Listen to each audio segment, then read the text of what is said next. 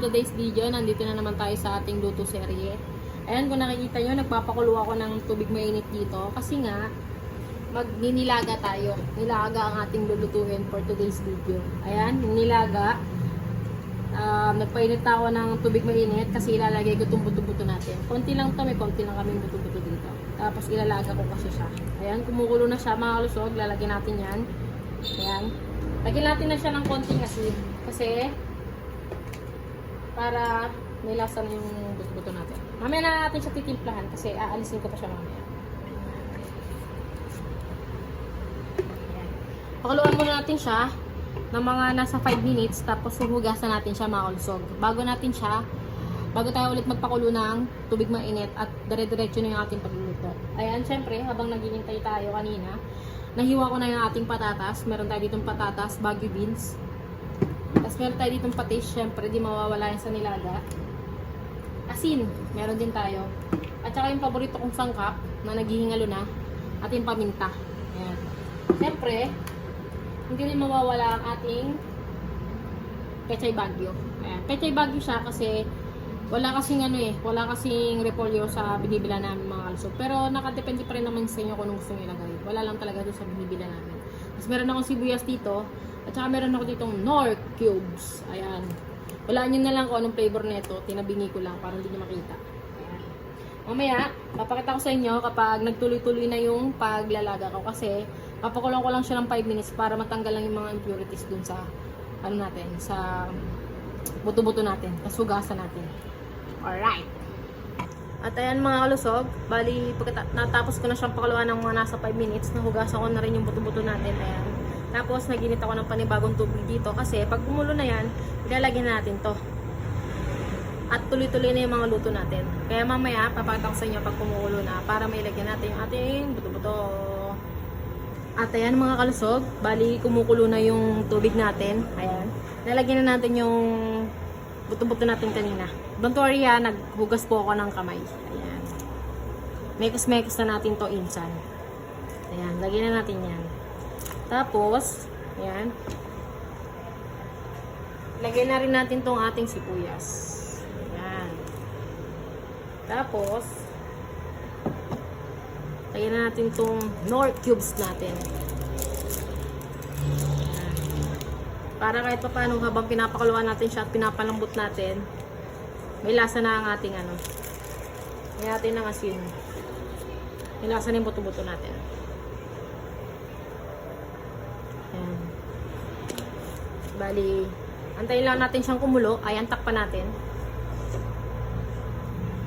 Ayan, balikan ko kayo kapag malambot na ang ating buto-buto. At ayan mga kalusog, pag feeling nyo at alam nyo nang malambot na yung buto-buto, ayan, lagyan na natin yung mga gulay natin. Lagyan na natin yung patatas. Ayan, kasi medyo matigas to. Pero sa tingin ko naman, madali lang itong palambutin kasi hiniwa ko lang siya ng maliliit lang. Ayan. Para mabilis lang din siyang Sama ko na rin tong Baguio beans natin. Para, ayan, sama-sama na sila. Ayan. Tapos, timplahan ko na din siya ng asin. Ay, ng asin, ng patis. Tapos, paminta. Sama ko na to lahat. Kasi mas masarap pag marami paminta. Ayan. Ayan. Ayan, sama ko na nga lahat. Tinaktak ko na mga kalusog. Wala na. Ayan. Tapos, mamaya kapag malambot na, pag nalambot na yung mga gulay na inilagay natin, ayan, timplahan natin siya. Depende sa panlasa nyo. Ayan, pwede nyo naman tabangan kasi pwede naman kayong maglagay ng gumawa kayo ng sausawan para at least alternative na lang din, diba?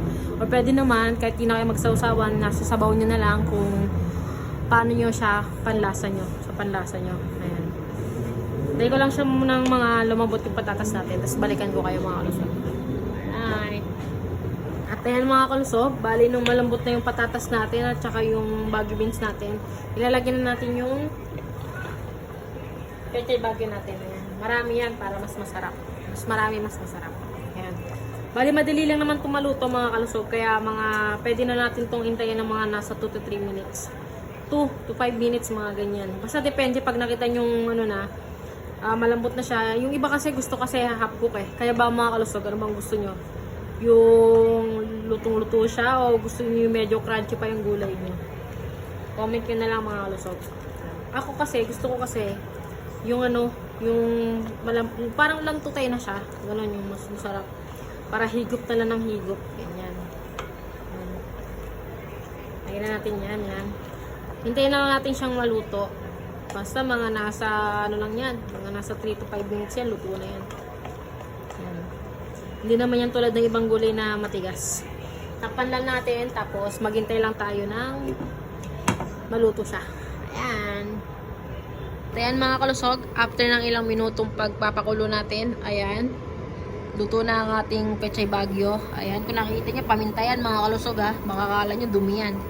Luto na, ayan. Pwede na natin patayin yan.